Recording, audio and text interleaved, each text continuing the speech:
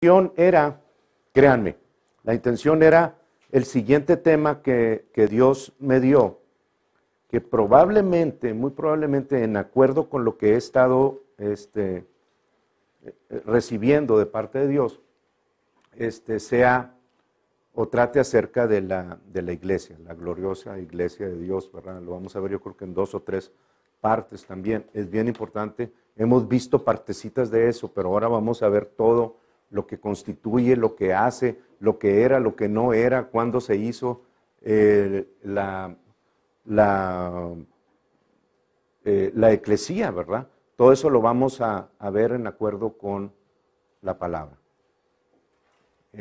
Pero no me dejó Dios acabar con el tema que estábamos viendo, ¿verdad? Con el tema de Melquisedec, el rey justo. Y falta algunas cositas, no es mucho, hermanos, pero sí quiero terminarlo, ¿verdad? Porque es importante que cerremos el círculo en cuanto a lo que Dios nos ha dicho y poder entender un poquito más acerca del ministerio que tenemos como parte del sacerdocio de Melquisedec o el sacerdocio del rey justo, que eso es lo que significa ese sacerdocio, ¿verdad? Los que no lo han visto, vean la parte 1 y vean la parte 2, ya está, lo tenemos en diferentes partes, está en YouTube, en Grupo Vida de Fe, ustedes pueden entrar ahí están los 3, 4 que llevamos apenas, ahí lo pueden ver.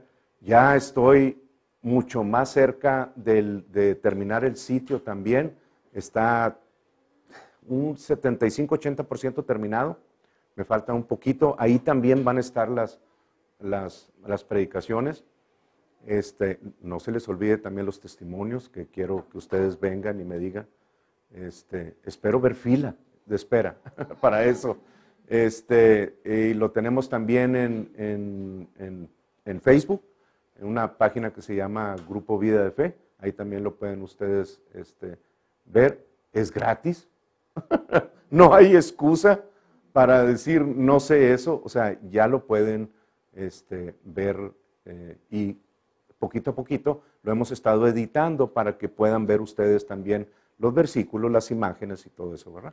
Entonces, gloria a Dios porque el ministerio Dios lo va incrementando y Él los va guiando poquito a poquito. Yo sé que va a sacar de entre ustedes o no sé de dónde, pero ayuda, ¿verdad? Para el ministerio, porque sí se necesita, hermanos. Bien, entonces, estamos hablando de ese sacerdocio de Melquisedec y en la semana pasada, pues yo lo veo como que Dios todavía no quería que se dijera eso, pero ahorita ya voy a comenzar con ello, lo quiero cerrar en eso y es que en Hebreos 7:3, hermanos, y en Hebreos 6:20, hay dos palabras que hablan acerca de Melquisedec, el rey justo. Claro, sabemos que está hablando de Jesucristo, que siempre ha sido por todas las edades el rey justo. Antes de que viniera, antes de que tomara cuerpo y viniera a través de María aquí a la tierra, ese sacerdocio existía delante de Dios, porque dice que es perpetuamente, para siempre. Ahora dijimos que en Génesis 14, intempestivamente, de repente, aparece este otro Melquisedec, a semejanza de Jesús. Y en Hebreos 7:3, hermanos, la Biblia dice lo siguiente, la palabra de Dios dice lo siguiente, hablando de este rey de justicia, de Génesis 14, que dice en el 2, a quien asimismo dio a Abraham los diezmos de todo, cuyo nombre significa primeramente rey de justicia. Rey, Melech, Malki. Justicia, Sedec. Rey de justicia. Y como también habitaba en la ciudad de Salem, que es la Jerusalén de hoy, la que conocemos como Jerusalén, o que después vemos en la Biblia que se habla de Jerusalén, también se le llama Salem, viene de la raíz de Shalom, donde describe paz, la paz. Algo muy interesante que quiero recordar es que la palabra Shalom significa paz, pero en la pictografía que Dios dio a Moisés, en esas figuritas, es la destrucción de la obra del enemigo, del caos que hace el enemigo. La palabra paz describe la destrucción de la obra de Satanás. Esa es la paz la que describe Shalom. Qué interesante, ¿verdad? Que esté escrita así. Entonces, en Génesis 14, vemos cómo aparece este rey de justicia que de repente sale, después de 2000, un poquito más de 2000 años, se presenta y se presenta con los elementos de la comunión, con el vino y con el pan que representan a Jesucristo, y bendice al que tenía la promesa, a Abraham, y Abraham le da los diezmos de todo. Pero lo que estábamos hablando es cómo o de dónde sale este Melquisedec, porque la Biblia menciona aquí en Hebreos 7 que no tiene padre ni madre, no tiene genealogía, ni principio de días, ni fin de vida, sino es hecho semejante al Hijo de Dios. Entonces ahí está una palabra muy clave que nos presenta a ese Melquisedec, a ese título que ocupaba una persona y que ya dijimos que era Sem, hermano de Cam y de Jafet e hijo de Noé, los tres. Ustedes lo pueden buscar en la historia judía. También, para confirmarlo. Y que como hijo de él, pues obviamente que tenía un padre y una madre, pero el sacerdocio que Dios puso de repente sobre él venía de una vida indestructible, de una vida eterna que representa a Jesús. Entonces, él lo puso Dios como sacerdote del Dios Altísimo y le dio ordenanzas para ese sacerdocio. Pues por eso dice Hebreos 7:3 que fue hecho semejante. ¿A quién? Al Hijo de Dios. Pues algo interesante es, y lo apunté porque la palabra está media difícil como muchas de las palabras griegas, la palabra aquí es apomoio. Como alguien más la puede pronunciar diferente, pero así está descrita. Y significa become similar, hacerse semejante al Hijo de Dios. Fue hecho semejante al Hijo de Dios. Y como lo describe la palabra, no era el Hijo de Dios. Ocupaba el título y ocupaba el oficio con las mismas ordenanzas, pero no era el Hijo de Dios. Sin embargo, estaba como Melquisedec, puesto por Dios.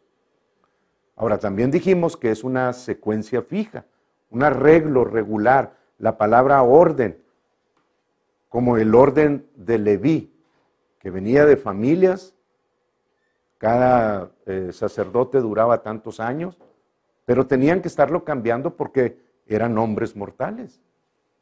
En el sacerdocio de Melquisedec no sucede eso. Describe una vida perpetua, indestructible. Entonces vemos cómo se corta con el primer Melquisedec de Génesis 14, que no se había transmitido anteriormente en ninguna de las generaciones, de Adán hasta Noé, porque ellos fueron pregoneros de justicia, pero no fueron reyes ni sacerdotes. Entonces, el primer Melquisedec fue puesto por Dios, transmite la bendición a Abraham y le dice, tú eres poseedor del cielo y de la tierra, del cosmos, y ustedes también dijimos la semana pasada que son poseedores.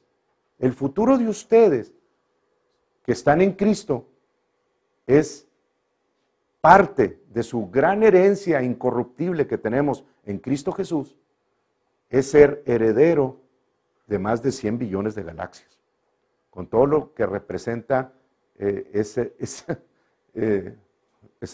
frase que acabo de decir. O sea, una galaxia, hermanos, no la podemos cruzar de un lado a otro en varios cientos de años luz. Y 100 billones, como que el telescopio Hubble, o sea, acaba de mandar una foto de la galaxia Andrómeda, que es la más cercana a la nuestra, la Vía Láctea. Y está el círculo de la galaxia, está visto a una distancia muy, muy grande, ¿verdad? Pero el telescopio toma la foto del centro hacia arribita y saca un rectángulo nada más de esa galaxia. Y luego sigue acercándose y se va moviendo acercándose y se va moviendo en ese rectángulo, ¿verdad? Pequeño. Y de repente, hermanos, comenzamos a ver, ahí lo pueden ver ustedes, lo tenían en Facebook. De repente comenzamos a ver donde ya la cercanía es, o sea, entre comillas, muy cerca.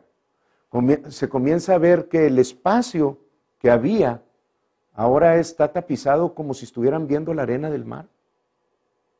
De la cantidad de estrellas y de la cantidad de astros y de soles y que existen nada más en una sola galaxia. Cuando Dios le dijo a Abraham, y tus descendencias será como la arena del mar, no estaba diciendo nada más una cifra para decir, son muchos. No, así va a ser. Pero una sola galaxia es asombrosa. O sea, la cantidad de granitos que tiene. Cada una de ellas representa una estrella. Un rectangulito así chiquitito. De una sola galaxia, de 100 billones de galaxias, que están separadas por... Tremendo, nuestro Dios es pues omnisciente, omnipresente, omnipotente, todo. Y todo eso nos los entregó en Jesucristo. Además de poder estar en su presencia, en el trono de la gracia, que va a ser lo más hermoso que hayamos visto y ver continuamente como lo hacen los serafines que están en su trono, que han estado ahí por miles y miles de años y que tienen que tener tapado su cara para no ver la gloria de Dios y cada vez que dan la vuelta al trono ven algo diferente y tienen años y años y años y años y años. Así que decir que se nos va a acabar el aprender es simplemente no conocer, ¿verdad? La capacidad que tiene Dios. Y vive dentro de nosotros el Espíritu de Dios. Si yo me preguntaba esta semana pasada, la capacidad, hermanos, de la mente, y es un tema que vamos a tratar dentro de unos cuantos meses, probablemente unos 3 o 4 meses. Pero va a ser un tema sumamente interesante que tiene que ver con la capacidad de la mente que Dios nos dio, y qué es mente, y qué es cerebro, y todo lo que el pecado ha dañado. Porque la capacidad que tenemos nosotros de un 12, un 13% del intelecto, y todo lo demás. El 87-86% de esa capacidad que Dios nos dio está incapacitada. Estamos discapacitados. Simplemente nos dio 120 años de vida desde Génesis 6. Pero el hombre se ha encargado de llegar muy apenas a los 50 y 60, y a veces ni siquiera a esos años llega. Y el 90 y tantos % de de por qué, de las causas de por qué sucede eso, es porque los pensamientos que tenemos, hermanos, los pensamientos que traen temor, angustia, tristeza, depresión, ira, o sea, todos esos pensamientos que permitimos son pensamientos que están continuamente disparando sustancias tóxicas a nuestro cerebro y a todo el cuerpo. Y van y regresan, y van y regresan, y van y regresan. De manera que la mente, que les voy a decir una cosa, es el único órgano que no envejece. El cerebro, ¿lo que dije? La mente no es parte de física, la mente es parte del alma. Gracias. El cerebro que no envejece puede ser dañado con ese tipo de pensamientos que nosotros permitimos, de manera que se encoge. ¿Cómo se dice otra palabra? Como shrink, encoger, ¿verdad? Como que se absorbe hacia adentro, y el cerebro de una persona que ha experimentado la mayor parte de sus vidas, si es que todavía puede pensar, porque el Alzheimer y todas esas enfermedades vienen por esa causa, la memoria desaparece, hermano. ¿Y qué era? ¿Cómo? ¿Qué dije? Eso lo causa esos pensamientos tóxicos que nosotros no permitimos hacer. Lo bueno es que ahí tiene un arreglo todo esto, ¿verdad? Y de cómo lo podemos arreglar. Lo vamos a ver en unos 2 o 3 meses, o 4, no sé, hasta que el Señor me dé la autorización. Bien, volviendo a donde no sé, dónde nos quedamos, nos dio a nosotros como herederos y nos nombró poseedores del cielo y de la tierra. Eso fue parte del ministerio de Melquisedec, y Melquisedec lo bendice. Fructificad, multiplicaos, llenad la tierra, sojuzgarla. Le da la bendición. Y le da esa bendición no nada más para transmitírsela a alguien, se la da para que, con autoridad y con poder, para que Él haga algo con esa bendición. Y esa bendición llega hasta Jesucristo, y Jesucristo la entrega a todos aquellos que creemos. Y el mismo Jesucristo en Lucas, en el último capítulo, su última acción cuando iba siendo ascendido al cielo fue la de, y los bendijo a sus discípulos que estaban ahí. Muy importante que nosotros entendamos cuál es esa bendición, porque la tenemos. La bendición de Jehová es la que enriquece y no añade tristeza con ella. Pero lo decimos nada más como un dicho, ¿verdad? Como un resultado de un estornudo, salud, bueno, en inglés, ¿verdad? Bless you, de un estornudo. Cuando la bendición significa mucho, mucho, mucho, mucho más que eso. Bien. El segundo Melquisedec no vino sino hasta años y años después. Y se cumplió en Jesucristo. Ahora, Jesucristo nunca se nombró Melquisedec solo, ni se hizo sacerdote, ni se hizo rey solo, sino el que le dijo, tú eres sacerdote para siempre de acuerdo al orden de Melquisedec.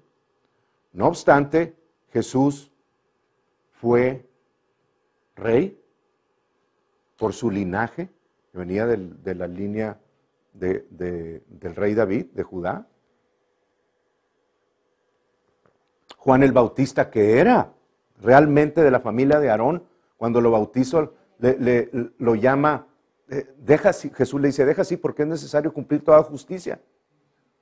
Y él caminó en justicia perfectamente todos los años de su vida, de manera que satisfizo todas las la justicia de Dios. Toda la justicia de Dios la cumplió perfectamente y nos la entregó a nosotros, al que quiere, ¿verdad? Entonces, ¿era justo? Claro que era justo Jesucristo.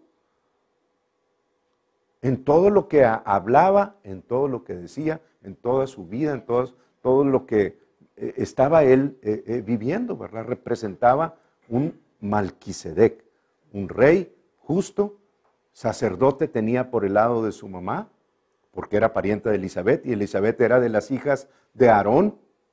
Lucas 1 lo dice, directamente de las hijas de Aarón.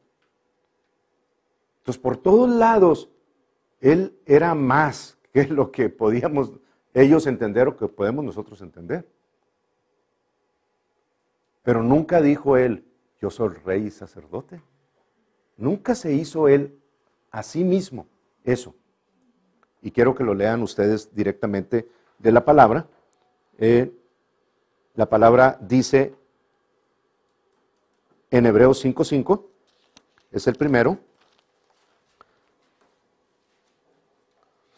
Hebreos 5:5, ahí está la confirmación de lo que les estoy diciendo. Dice, así tampoco Cristo se glorificó a sí mismo haciéndose sumo sacerdote. Entonces, él no se nombró a sí mismo sumo sacerdote, él no se nombró Melquisedec, ¿verdad que no?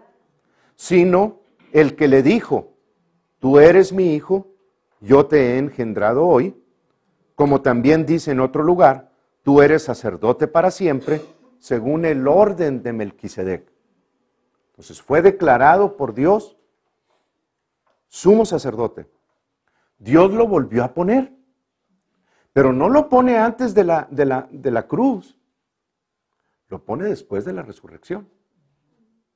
Y eso después de la resurrección lo vemos en Hechos 13, que lo leyó Tere la semana pasada, en Hechos 13, donde estaba Pedro hablando acerca de ese discurso, dice desde el 30, dice, mas Dios le levantó de los muertos y él se apareció durante muchos días a los que habían subido juntamente con él de Galilea a Jerusalén, los cuales ahora son sus testigos ante el pueblo. Y nosotros también os anunciamos el evangelio, las buenas nuevas, de aquella promesa hecha a nuestros padres, la cual Dios ha cumplido a los hijos de ellos, a nosotros, resucitando a Jesús, como está escrito también en el Salmo 2, mi hijo eres tú, yo te he engendrado hoy. Entonces está hablando de la resurrección, ¿verdad que sí? Cuando Dios levantó de los muertos a Jesús, con su poder, con su espíritu, con su gloria, y después de haber hecho eso, lo declaró sumo sacerdote de acuerdo al orden de Melquisedec. Entonces fue después de la resurrección. Y después de la resurrección, en el orden de Melquisedec, no venía de ninguna familia como los de Leví, como el sacerdocio de Leví, como los sacerdocios de Aarón y de Eleazar y de Itamar y de todo. O sea, la familia esa no tuvo nada que ver en esto. De repente entra otra vez Dios y dice, tú eres sacerdote de acuerdo al orden de Melquisedec, sin padre, sin madre, sin genealogía, sin principio de días, sin fin de vida, un sacerdocio con una vida indestructible. ¿Ven cómo se repite como el primer? Son las mismas ordenanzas. Y pasaron más de 2000 años, bueno, no, un poco menos de 2000 años desde el primer Melquisedec hasta Jesucristo. Y luego comienza otra vez el segundo Melquisedec. Cuando sube al cielo y entra en el lugar santísimo, ahorita vamos a leer un poquito de eso, y es declarado detrás del velo donde nadie podía entrar como sacerdote en la tierra, más que una vez al año. El sumo sacerdote podía pararse en el templo de Dios que estaba dividido en el lugar santo, donde estaba el arca, y luego donde estaba entre el lugar santo y el lugar santísimo, perdón, el lugar santísimo donde estaba el arca, y luego el lugar santo, había unas cortinas, y ahí estaba el incensario, donde subía el incienso y lo ofrecían a Dios. Y luego en el lugar santo estaba el menora, la luz, que es Jesús, la luz del mundo, ya hemos visto cómo lo representa, y los panes de la proposición, que representan a Jesucristo. Todo el templo representaba a Jesucristo. Pero nadie podía entrar al lugar santísimo, más que el sumo sacerdote una sola vez al año, para ofrecer por los pecados de él, por los pecados del pueblo. Para poder ofrecer por los pecados del pueblo tenía que ofrecer primero por él y por su familia y por todos los utensilios y por todo, hermanos. Pero Jesucristo hizo un solo sacrificio, una vez y para siempre, para sentarse a la diestra de Dios. Rompió el velo el Padre en el sacrificio y ahora desde entonces está sentado a la diestra del Padre, viviendo ahí para interceder por nosotros continuamente. Pero nosotros no vamos al trono de la gracia con las palabras adecuadas. Y vamos a ver un poquito acerca de eso. Bien, leímos 5:5, vamos a leer el Hebreos 7, del 15 en adelante, que es más o menos donde nos quedamos. Ok, quiero recordarles esto. Jesucristo fue, ¿se acuerdan cómo dice que fue el primer Melquisedec? ¿Cómo fue hecho semejante al Hijo de Dios? Y la palabra que les di es la palabra apomoyo, y significa hacerse semejante a. Bueno, ese fue el que fue hecho semejante. O sea, el primer Melquisedec. El segundo, cuando en Hebreos 6:20 usa la palabra hecho, declarado, hecho sumo sacerdote de acuerdo al orden de Melquisedec. Es la misma palabra. La Reina Valera la traduce como hecho, los dos, hablando de los dos Melquisedec. Pero la palabra para describir a Jesucristo no es la misma palabra apomoio, sino ginomai. Y la palabra ginomai es to cause to be, o come into being. Fue hecho Melquisedec, lo que ya era desde toda la eternidad. Él representa eso. El primero fue hecho semejante a él. El segundo es él. Es Jesucristo.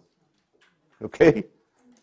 Él es el sacerdote nuestro para siempre y de todos los que acuden a él. Bien. Ahora, en el 20 y 21, aquí mismo en Hebreos 7, 20, 21,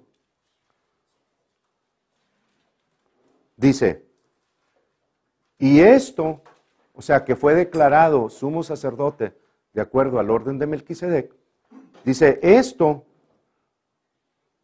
no fue hecho sin juramento, porque los otros sacerdotes, ciertamente sin juramento fueron hechos sacerdotes. ¿Por qué?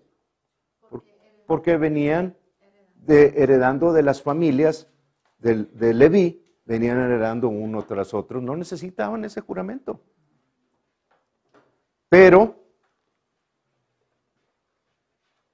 en el segundo dice que no fue hecho sin juramento, porque los otros ciertamente sin juramento fueron hechos sacerdotes, pero con el juramento del que le dijo, juró el Señor, y no se arrepentirá, tú eres sacerdote para siempre según el orden de Melquisedec. Entonces, si es para siempre, quiere decir que aún hoy está en ese oficio. Está desarrollándose como sumo sacerdote nuestro. Y dijimos que el sacerdocio, sacerdote, significa alguien que ministra, que otorga favor a. Pues Él está listo. Y dijimos que la manera de acercarse a Él es con la misma palabra que Él usó.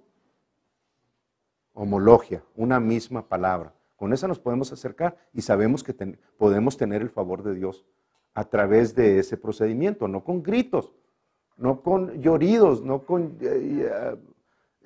lamentos, no con... La única forma de poder acercarnos a Dios y que Dios nos bendiga como Él dice, es haciendo lo mismo que Jesucristo hizo cuando estaba aquí en la tierra. ¿Ok? Ahora, vamos a leer el 25. Entonces, quiero que consideren que ahí está Jesús ahorita. Y que nosotros tenemos la responsabilidad delante de Dios de presentar ofrendas y sacrificios, no de sangre, pero sí los que están descritos en la palabra que Él recibe de parte de sus santos, para que Jesucristo pueda desarrollar su sacerdocio. Entonces, no quiero que se les olvide eso. 25.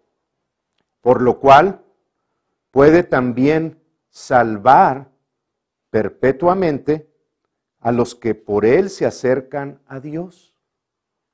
Salvar perpetuamente. La palabra perpetuamente ahí es hasta su cumplimiento total. ¿Ok? Hasta el cumplimiento total. ¿Cuándo? No lo sé. Pero eso es lo que significa. Por lo cual puede también salvar. La palabra salvar es la palabra soteria. Y la palabra soteria significa salvar como entrada al cielo. Significa liberar, rescatar, sanar. Entonces no la ubiquen nada más como algo que, gloria a Dios, que tenemos esa salvación en Cristo Jesús, pero no significa nada más entrar al cielo, sino poder ser liberados de algo, de una atadura, de algo que ustedes estén padeciendo, de cualquier cosa. La palabra soteria cumple esos requisitos aquí. Entonces, Él, Jesucristo, dice que nos puede salvar hasta completar todo cuando por Él nos acercamos a Dios, viviendo siempre, siempre para interceder por ellos. ¿Hay alguna duda, hermanos, de quién es el intercesor para siempre? Jesucristo. Nadie más tiene la capacidad para ser intercesor de nadie. Es el único capaz, por lo que Él cumplió en la tierra, delante de Dios, de salvarnos a nosotros. Es el único. No hay nadie más. Amén. Ok, entonces, cuando dice, quiero nada más,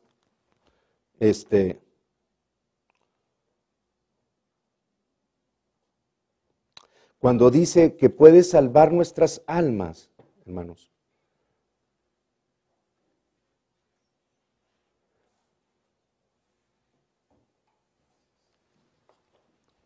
está haciendo referencia a los últimos tiempos. Y en los últimos tiempos, la palabra que se usa ahí es para los últimos tiempos de los últimos. O sea, no nada más el final, sino los últimos días del final. Esa es la palabra escatos, es la que está utilizando ahí. Entonces yo quiero que ustedes lo entiendan, que es para nosotros, para estos días. Bien, entonces, en Juan 8:32, vamos a leer esa escritura muy conocida también, del 32 al 36, el Evangelio de Juan, capítulo 8, versículo 32 al 36.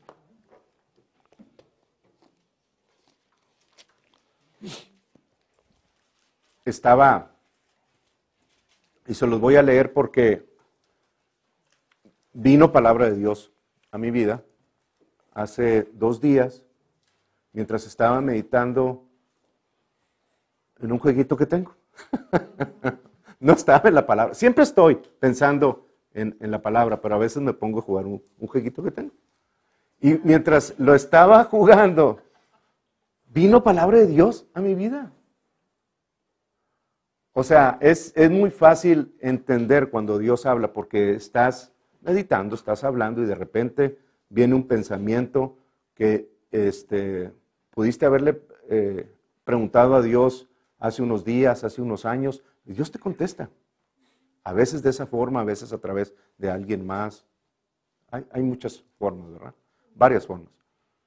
Bueno, vino palabra de Dios en mi vida acerca de esto, algo que yo le había preguntado a Dios, cuál era la diferencia entre Juan 8:32 y el 36, creo, donde nos dice en el 32, nos dice, y conoceréis la verdad, y la verdad os hará libres. Pero luego dice también en el 36, dice, así que si el Hijo os libertare, seréis verdaderamente libres. Yo le había preguntado a Dios cuál era la diferencia entre esos 2 versículos. Y fue lo que me contestó, ¿verdad? O sea, la palabra, cuando dice ahí que Él te hace libre, en la King James, no sé si dice set you free o make you free, ¿verdad? Make you free. Bueno, esa, nomás para los que estén en esa palabra en el inglés. Entonces, esa palabra es eleuteros. Y se los voy a leer literalmente lo que dice. Dice, unrestrained. O sea, que nada lo detiene, nada lo restringe de completar eso. O ir libremente y hacer como uno plazca. Entonces, cuando nosotros leemos ese Juan 8:32, y conoceréis la verdad, y la verdad os hará libre, también puedes leerlo, y conoceréis la verdad, y la verdad te liberará. Esta es la definición que viene en la palabra de Strong, del griego. Me encantó, porque dice, y conoceréis la verdad, y la verdad te liberará de todo responsabilidad moral, ceremonial o muerte. O sea, una vez más se confirma en la Biblia y sabemos que vamos por el camino correcto, el camino de la verdad, cuando decimos que Jesús pagó por el pecado del mundo y que ya no tenemos nosotros que añadirle nada a esa salvación, más que vivir en ella. Pues una vez más dice, no tienen que cumplir ustedes absolutamente nada, pueden salir libremente y la verdad te liberará moral, ceremonial, no tienes que presentar ya más sacrificios de sangre y de toda muerte te va a liberar. Entonces, gloria a Dios por eso, porque es lo que sucede cuando alguien le presenta la verdad a otra persona. La verdad es aquella que viene y abre tus ojos y dice, esta es la forma de entrar al cielo. Ahí está, es tuya. Y fue donde Dios entró. Y me dio la diferencia entre conocer la verdad y aplicar la verdad de manera que el Hijo te haga libre cuando aplicas la verdad. Porque Él está como Melquisedec, como el intermediario entre Dios y los hombres para presentarle sacrificios a Dios con ofrendas de palabras, de acuerdo a lo que Él escribió, de manera que cuando nosotros conocemos esa verdad y la llevamos delante del trono de la gracia y la presentamos a Dios y la creemos y la recibimos, independientemente de lo que estemos viendo, y se los he dicho muchas veces, cuando el Padre da la orden que recibe exactamente, no crean que está viendo cómo no hacer las cosas. está viendo cómo hacerlas en el momento que tú te presentes correctamente. Él tiene más ganas que nosotros, que seamos recibidores y que vayamos de victoria en victoria y llenos de fruto, hermanos. ¿Saben cómo me lo imagino yo? O sea, como las viñas esas donde están así por la cerca y que hay una temporada en el año en el que están los racimos de uvas grandísimos y pesados. Bueno, así me imagino yo que el Padre nos quiere ver. Porque cada vez que nosotros nos presentamos correctamente delante de Dios y hablamos las palabras correctamente delante de nuestro sumo sacerdote y las ministra al Padre, el Padre regresa fruto a nuestras vidas. Y el Padre quiere que vengamos caminando, no con una sola vara como cuando vinieron los 12 espías y que dijeron, ciertamente por esa tierra fluye leche y miel, y venían con una granadota y con unas ugotas de este tamaño. Bueno, nosotros vamos a traer racimos de ello. Eso es lo que quiere el Padre. Y lo confirma Juan 15, versículo 6, más o menos. Dice, ahorita regreso a Juan 8. En Juan 15,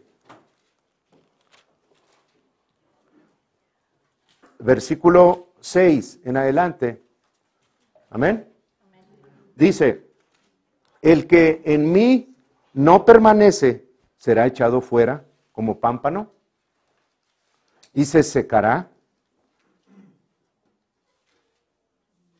y los recogen y los echan en el fuego y arden. Si permanecéis en mí y mis palabras permanecen en vosotros, pedid todo lo que queréis. Todo lo que queréis. ¿Está seguro Dios? Todo lo que queréis. Es lo que dice la palabra. Y pediréis todo lo que queréis y os será hecho. Obviamente ninguno de nosotros hemos estado viviendo todavía bajo esta promesa. Pero no quiere decir que no la podamos recibir. Y no quiere decir que yo sea orgulloso o arrogante porque les digo que puedo vivir en esta vida con tal abundancia de fruto. Es lo que el Padre desea sobre cada uno de ustedes. Hay ciertas cosas que tenemos que cambiar, como la dependencia del dinero. No vamos a recibir esas bendiciones tan grandes si no entendemos que el dinero no es el problema, sino el amor al dinero. Que el carro no es el problema, sino el amor al carro. ¿Me entienden? Que Dios es el primero en todo. Entonces Dios puede comenzar a suministrar más y más y más y más fruto. Versículo 8. En esto es glorificado mi Padre, dice Jesús. En esto es glorificado mi Padre. ¿En qué, Jesús? En que llevéis mucho fruto. No que lo llevéis al Padre, obviamente vamos a llevar al Padre fruto, a Jesús, y nuestro fruto va a ser pasado por fuego. Pero aquí está refiriéndose a ahorita, aquí en la tierra. En esto es glorificado mi Padre, en que llevéis mucho fruto. Quiere que lleven colgados ustedes racimos por todos lados, llenos de fruto, y que la gente pregunte, oye, ¿y tú por qué? No que caminen encorvados, no, pero que caminen con ese denuedo, con esa seguridad y con esa fruto, esa bendición, ese favor de Dios sobre sus vidas, de manera que llamen la atención a las personas y les pregunten por qué están ustedes así. Momento en el que ustedes deben de aprovechar para dar testimonio de Dios. Le estaba diciendo Tere que hoy normalmente nosotros desde que salimos, ¿verdad? Decimos el favor de Dios va con nosotros y regresamos y el favor de Dios entra con nosotros. Hay un tapete que se vendía ahí que creo que es fabuloso eso, en la convención donde fuimos, un tapete que de salida tiene las letras para acá y de entrada tiene las letras para acá. O sea, doble letra, ¿verdad? Y dice, I'm blessed going out, y luego de allá dice, I'm blessed coming in. Así que no puedes fallar, ¿verdad? Esa es una buena manera de recordarlo. pero recordamos el favor de Dios sobre nuestras vidas. De eso se trata, hermanos, de no olvidar. Y eso se consigue renovando nuestra mente. Cuando entremos a lo de la mente vamos a entender. Entonces, estaba en la oficina y estábamos tratando de solucionar una situación ahí con un programa y con unos documentos que no se podía, no lo podían hacer. Y Dios me ayudó para hacer el documento y poderlo presentar, modificar y presentar correctamente. Un programa que casi no conozco, pero me ayudó, Dios me dio la sabiduría. Y lo terminé y dije, soy un genio. Tratando en mi interior, hermano, no quiero que me malentiendan, tratando en mi interior de que me preguntara para poder dar testimonio de Dios. Pero no me preguntaron. De manera que lo que yo dije quedó como arrogancia y soberbia. No terminé de decirlo cuando Dios me dijo, ¿que quién es el genio? ¿De dónde vino lo que acabas de hacer?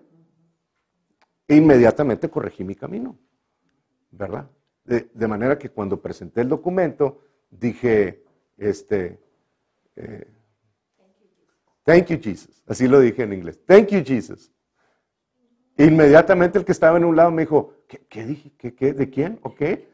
Ven como, o sea, cuando uno presenta al dueño de la sabiduría y que la comparte con uno, necesitamos imponernos a darle honra a quien tiene la honra, a quien tiene la sabiduría, y no dejárnosla nosotros, ¿verdad? Y corregir en el camino. No tengan miedo, hermanos, no van a ser condenados porque Dios los corrige, no, al contrario, van a crecer más. Reciban esa corrección. Bien, entonces ahí en Juan 15 dice, en esto es glorificado, dice Jesús, en esto es glorificado mi Padre, en que llevéis mucho fruto y seáis así mis discípulos. Qué bonito, porque Jesucristo llevó mucho fruto. No, pero Él es Dios. No. Él es Dios ciertamente, pero caminó como hombre en la tierra y llevó fruto para el Padre. Así tenemos nosotros también que hacer, como Él. Bien, ok, vamos a volver a Juan 8. Y conoceréis la verdad, y la verdad os hará libre. 36. Así que, si el Hijo os libertare, seréis verdaderamente libres. Entonces, hay mucha diferencia, hermanos, entre una persona, un cristiano, que simple y sencillamente se presenta delante de Dios y dice, Señor, recibo tu salvación. Y Dios está pronto para suplir lo que Él dio desde hace muchos años. Entra a la familia de Dios. Pero entrar a la familia de Dios no significa automáticamente recibir todas las bendiciones. Sí, son nuestras. Sí, las tenemos, nos las entregó todas. Pero necesitamos aprender a desarrollarnos en esto que estamos viendo y presentarlas correctamente delante de Dios para poder nosotros ser libertados, ser sanados. Todo eso, cuando uno lo hace correcto, dice la palabra, porque el verbo se hizo carne, el logo se hizo rema. Entonces la palabra que estamos recibiendo nos hizo libres. Pero cuando el Hijo os liberte, cuando ustedes presenten la evidencia correcta delante de Dios, seréis verdaderamente libres. Les va a quitar toda atadura, les va a quitar toda dolencia, les va a quitar todo lo que ustedes presenten delante de Él. Él se va a encargar de ministrarlo y van a ser libres totalmente, hermanos. Porque como cristiano, yo me acuerdo cuando vine a Jesucristo, 6 años después todavía traía el cigarro en la mano. Y me sentía mal, pues sí me sentía mal.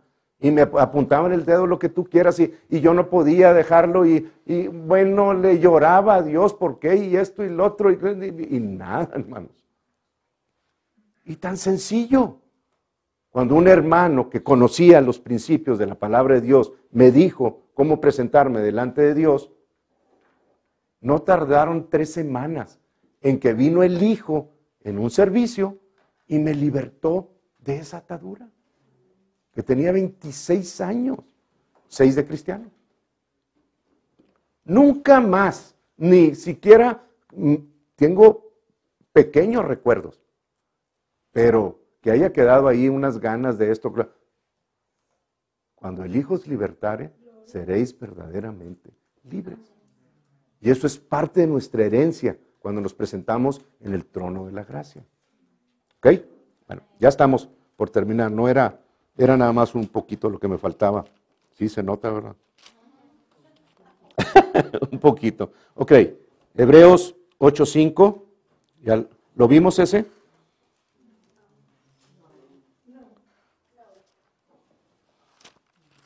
A ver, déjenme verlo.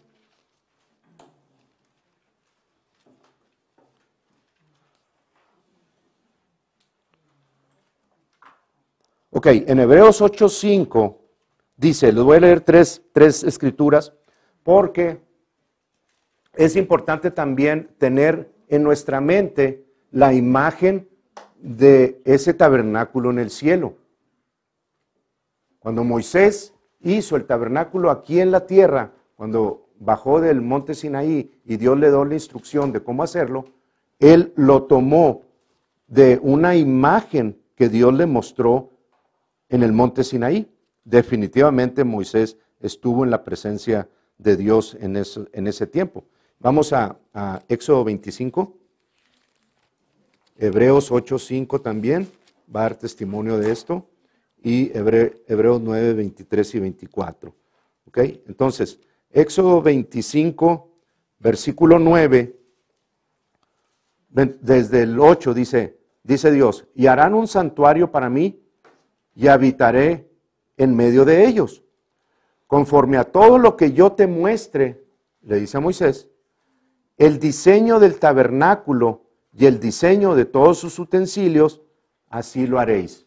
Entonces Dios le mostró, le dio una imagen a Moisés de todas las cosas que el tabernáculo, cómo estaba formado el tabernáculo. ¿Ok? Ok, Hebreos 8:5 dice,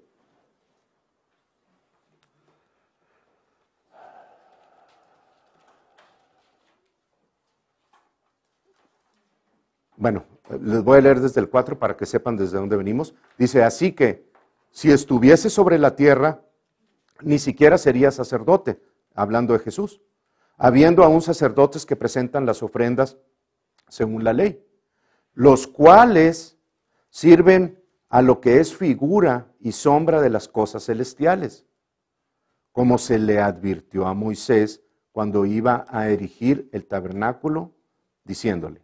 ¿Ok? Ahora 9, 23 y 24 dice, fue pues necesario que las figuras de las cosas celestiales, o sea, las cosas del tabernáculo, que eran figura de las cosas celestiales, fuesen purificadas así, pero las cosas celestiales mismas con mejores sacrificios que estos, porque no entró Cristo en el santuario hecho de mano, figura del verdadero, sino en el cielo mismo, para presentarse ahora por nosotros ante Dios. ¿Ok? Entonces hay un tabernáculo en el cielo definitivamente, y Jesús es el sumo sacerdote en ese tabernáculo y ya no tiene que esperar en el lugar santo. Tiene entrada libre al lugar santísimo, porque ya no hay algo que obstruya el paso al Padre. Pues cuando nosotros entramos, dice, entren confiadamente al trono de la gracia. No se queden afuera. Somos familia de Dios y como tales tenemos el derecho otorgado por Dios para presentarnos como familia del Rey. Entonces así nos dice que entremos confiadamente delante de Él. Hay un trono en el cielo. No quiero que se les olvide eso. ¿Ok? Bien. Ahora, últimos 2 puntos. Cuando nosotros nos dice la Biblia que tenemos que padecer,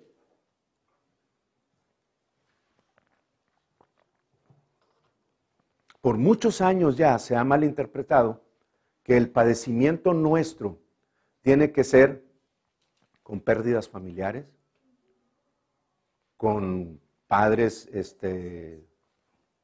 con ciertas ataduras, con Dios enseñándonos a través de serios accidentes. No puedo dejar de mencionarlo. No, mejor después se los digo. Algo que vi ahí en el internet de un accidente. Esas cosas, eso que la religión ha presentado como de parte de Dios para nosotros poder hacernos fuertes y aprender una lección y tener que con el ayuno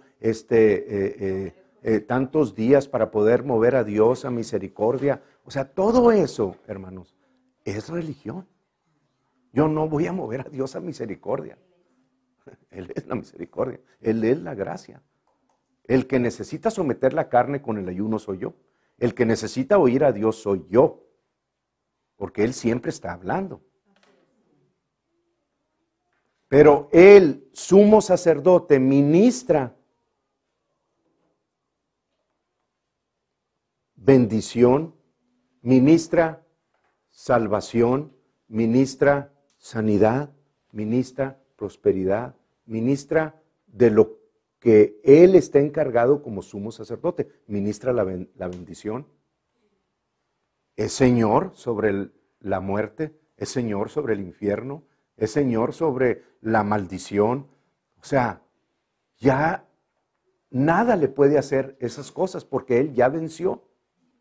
Pues cuando Él está como sumo sacerdote, está entre Dios y la humanidad para recibir de parte de nosotros ofrendas y sacrificios para que podamos llevar fruto, pero lo tiene que hacer suministrando lo que la palabra dice.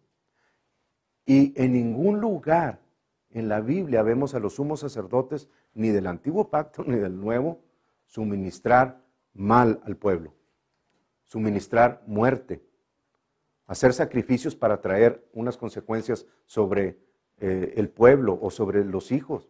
En ningún lugar. Entonces, lo que Jesucristo está esperando, y más Dios, es que nos presentemos correctamente y que delante de Él llevemos el conocimiento de la obra que Jesús hizo en la cruz y lo presentemos con palabras. Y eso es lo que vamos a hacer. Pero quiero que entiendan de Primera de Pedro, son las últimas 2 escrituras.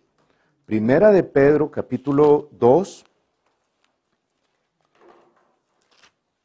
capítulo 4.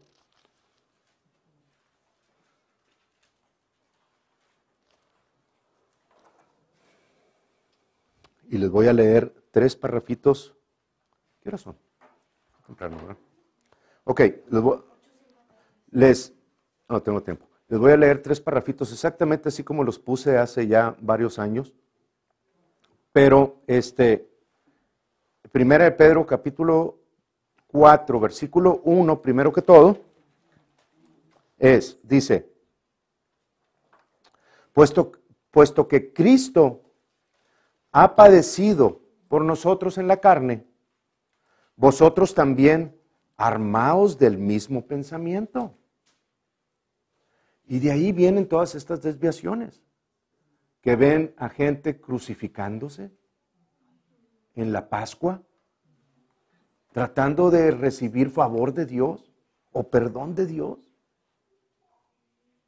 Cuando la palabra padecer aquí no representa sufrir para Dios en ningún tipo, en ninguna cosa que tenga que ver con las tinieblas. Entonces, cuando dice, puesto que Cristo ha padecido por nosotros en la carne, vosotros también armaos del mismo pensamiento, pues quien ha padecido en la carne terminó con el pecado. Ahora,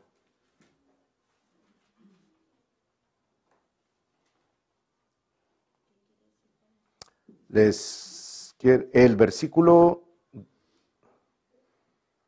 13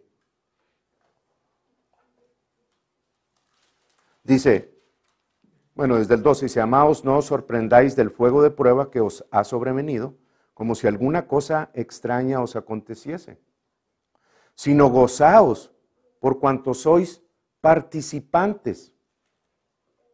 Participamos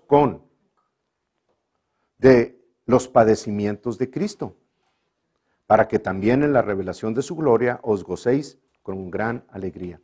Entonces, ¿cómo padezco yo juntamente con Jesús? Resistiendo lo que Él ya llevó. ¿Ok? Y es donde les voy a leer estas 3 parrafitos chiquitos. Dice, ser participante de los padecimientos de Cristo significa resistir lo que Él llevó. Nuestra parte es no enfermarnos. Su parte, bueno, nuestra parte es no enfermarnos, no recibir la pobreza, sino resistir la enfermedad, resistir la pobreza y participar de su sanidad y participar de su provisión. Nuestra parte es mantenernos sanos. Su parte fue enfermarse. Nuestra parte es convertirnos o permanecer en justicia. Su parte fue hacerse pecado. Estamos participando de los padecimientos de Cristo. No recibirás crédito alguno o recompensa alguna sufriendo por el Señor. Podrás ser sincero en eso, pero estaréis sinceramente equivocados. Entonces, ¿cómo es que yo padezco por Jesús? Cuando resisto a Satanás en todas aquellas cosas que me trae en contra de lo que Él ya ganó para mí en la cruz. Sea el dolor que sea, hermanos, sea la condición que tengan, sea la enfermedad que pueda ser, sea la condición en la que puedan estar. Hablando de diabetes, hablando de dolores, hablando de lo que ustedes quieran, hermanos. Nuestra responsabilidad es resistir lo que Él en la cruz llevó. Cuando algo quiere entrar en mi cuerpo, cuando algo se quiere mostrar o cuando ya me han dicho que tengo diabetes o que tengo esto, que tengo lo otro, ustedes pónganle nombre a la situación que ustedes tengan. Mi responsabilidad delante de Dios es pararme en la obra que hizo en la cruz y darle gracias a Dios. Esto es bien importante, hermanos, que ustedes lo apunten y lo pongan como algo de primordial importancia en sus vidas. Cada vez que venga algo a sus vidas, yo me paro delante de esa cosa que quiere venir, la resisto en el nombre de Jesús y le digo, Señor, gracias, porque en la cruz me sanaste hace 2000 años. No voy a recibir la sanidad, ya soy sano. Ahora, parecen palabras muy simples, pero analícenlas, porque en la mayor parte de los cristianos no salen así. Cada vez que se les presenta algo, quieren recibir la sanidad. Ustedes son los sanos. El enemigo quiere enfermarlos. No son los enfermos y quieren obtener de Dios algo. yo soy sano, porque Jesús me sanó en la cruz. Isaías 53, versículo 4 al 6, dice, ciertamente llevó Él mis enfermedades, sufrió mis dolores. Bueno, me lo sé todo, pero me voy a brincar al 5 donde dice, el castigo de nuestra paz fue sobre Él y por su llaga fuimos nosotros sanados.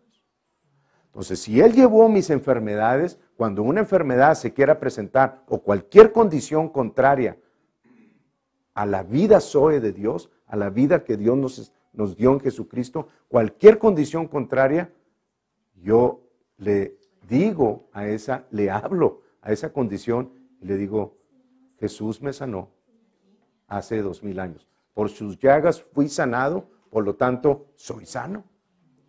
Fui sanado en la cruz, soy sano ahorita. No me importa lo que me estés diciendo. No me importa la condición. No me importa el dolor, no me importa el diagnóstico, no me importa la situación, ni las emociones, ni lo que pueda sentir. Jesús me sanó. Por lo tanto, soy sano. Gracias, Señor, por la sanidad que tengo en Jesús. Entonces, me estoy presentando delante de Dios con palabras de poder que Él consiguió por mí, no que yo quiero convencer a, o tratar de hacer lo que me escuche. No, Él me escucha perfectamente, pero no escucha necedades. No escucha lloridos para obtener algo. Sí, Dios llora con nosotros, es cierto, y nos consuela, es cierto. Pero pedirle que nos bendiga fuera de lo que está establecido es pedirle que se salga de su palabra. Y Dios no puede hacerlo, aunque nos ama como a Jesús. Y nos vamos a ir al cielo. Pero si no nos presentamos a Él con las palabras que nos dio delante del trono de la gracia, y vengo yo con Jesucristo y le digo, Jesús, tú eres mi sumo sacerdote. Y eres el sumo sacerdote de mi confesión. La palabra dice, ven, entremos a cuentas. Habla tú para justificarte delante de mí. Dice Dios.